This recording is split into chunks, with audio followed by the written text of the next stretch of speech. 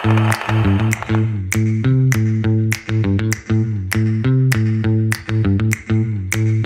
up, everyone? Welcome back to Hugot, Juris Hugot podcast, where we break down legal concepts and serve them up with a side of fun. I'm James, and here with me is the one and only Pretty Mara. What's good, Pretty Mara? Hi, nako, Bolero. What's up, James? Hey, listeners. Today we've got something meaty. The doctrine of state immunity. It's all about why a state can't be sued in another country's courts unless they give the thumbs up. Sounds intense, right? But we've got a full crew of law students here to make it less boring and, of course, super interesting. Yes, that's correct. And joining us in today's convo are our fellow law students, Liz, Princess, Vannesa, Dexter, Luigi, and Jerwin. Give it up, guys! Hi, good evening. Good evening, everyone.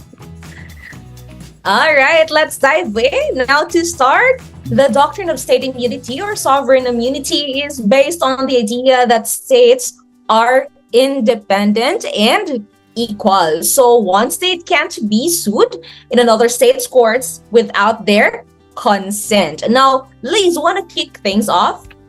Surely. So basically, this doctrine means that a state can't be forced into a legal process in another country unless they agree to it. It's like, hey, you're sovereign and I'm sovereign too. You can't just drag me to your court unless I say so. Right. And it's all about respecting the independence and equality of states, which is crucial in international law. Exactly, Princess. But this is not a blanket rule. There are some cases where state immunity does not apply. For example, if a state is involved in commercial activities or steps outside official duties.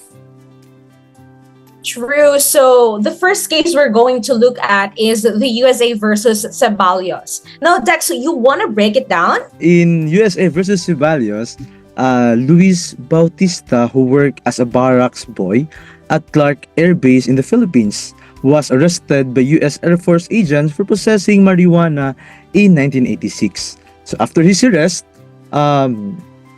he was fired and he decided to sue the US officials involved claiming damages. Oh, you want to add some, Luigi? Do you know, guys, that the U.S. personnel invoked state immunity? They argued that they were acting in their official capacity as part of the U.S. military's efforts to control the drug use on the base. So any suit against them was essentially a suit against the U.S. So that's a fact. Exactly. The Supreme Court ruled in favor of the U.S. officials, saying that because they were acting within their official duties, state immunity applied.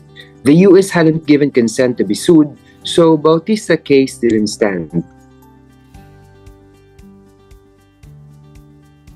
This is the classic doctrine of state immunity in action.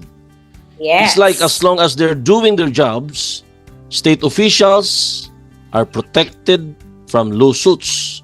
But what happens when they go beyond their duties? That's where things get spicy. Mara? Yes, James, that's so hot. And that brings us to another case, which is the USA versus Vergara. Now, Princess, you want to walk us through this one? Oh, yeah. This is actually a very interesting case. So in the case of USA versus Vergara, so Ricky Sanchez and his companions were arrested by the U.S. Air Force personnel at Clark Air Base. But during the arrest, they claimed that they were physically abused, beaten, handcuffed, and even had dogs unleashed on them.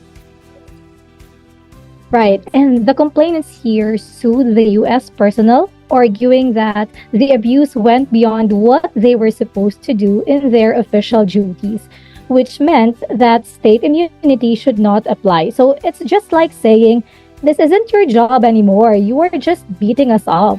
Something like that. And yes, the court agreed with them. And they ruled that the abuse wasn't part of their official duties of the US personnel. So the state immunity didn't apply in this case. And the action were propriety, basically, personal misconduct, and immunity doesn't cover it all. So there's a limit to state immunity now, especially when officials step outside their roles, right? So you can't just claim immunity when you're just out here unleashing dogs on people. Exactly, Mara. And this ties, take note, and this ties into a bigger concept in international law called auto-limitation. Mara, want to explain that? Yes, sure, James. Now, auto-limitation means that a state can voluntarily limit its own rights. So, even though a state has immunity, it can waive that immunity, or it can be held responsible if its actions go beyond official duties, like in the Vergara case. And this where state immunity gets tricky. Oh, it is not absolute. Like in the case of USA versus Ceballos, immunity protected the US personnel because they were doing their jobs. But in Vergara case, the alleged abuse was personal misconduct, so immunity did not apply. That, and that's an important distinction. State immunity isn't a free pass for everything. When it comes to commercial activities or personal misconduct, the courts will look at whether the action is really part of official duties or not. Exactly, Luigi. And this balance is super important in international law. On one hand, you've got to respect the sovereignty of states, but on the other hand, officials can just get away with anything because they work for the government. Yes, right. And it's like a check on power, right? You can't abuse your position and expect immunity to save you when you are not even doing their job. Totally. So we've talked about how the doctrine of state immunity generally protects states and their officials from being sued in foreign courts unless they give consent. So guys, this is the key word, consent. But as we've seen, there are limits, especially when officials step outside their official roles or when commercial activities are involved. Right. So cases like USA versus Ceballos show us how immunity protects officials. Under this, officials doing their job. But USA versus Vergara reminds us that immunity has boundaries, especially when actions cross into personal misconduct or proprietary activities. Yes, James. Now, team, do you have any final thoughts? And how does this doctrine affect how states interact on a global stage? Yeah, doctrine of state immunity keeps things diplomatic. It states if states could sue each other over petty things, then international relations would be a mess. Yeah, I agree. But it's also unnecessary to limit this immunity in cases where officials step out of line. You cannot let people hide behind their positions forever. I concur. It's about balance, respect, sovereignty, but also hold people accountable when they abuse their authority. Yes. All right. Before we wrap up, let's give a little fun with some Hugot. Are you ready? It will not be Juris Hugot podcast without your Hugots, guys.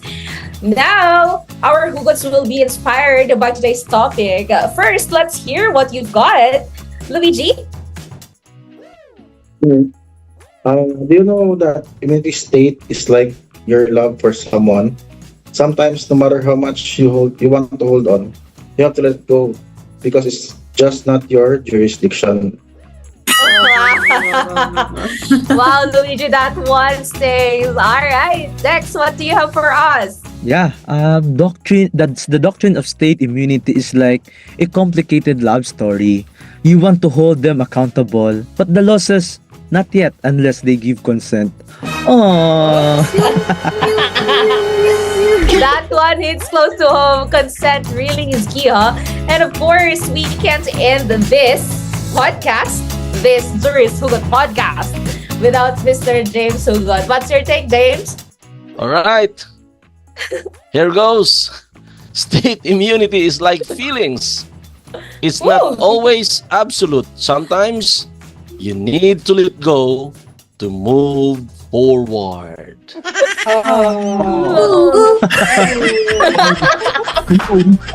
Looks like you've got away with words. Letting go might be tough, but just like in law, it's all about respecting the rules. Now that's a wrap up for today's episode. Big thanks to everyone for tuning in, and special shout out to Attorney Ching. Hi, Attorney. And to our final guests, you guys are awesome. Thank you, guys. Thanks for having us.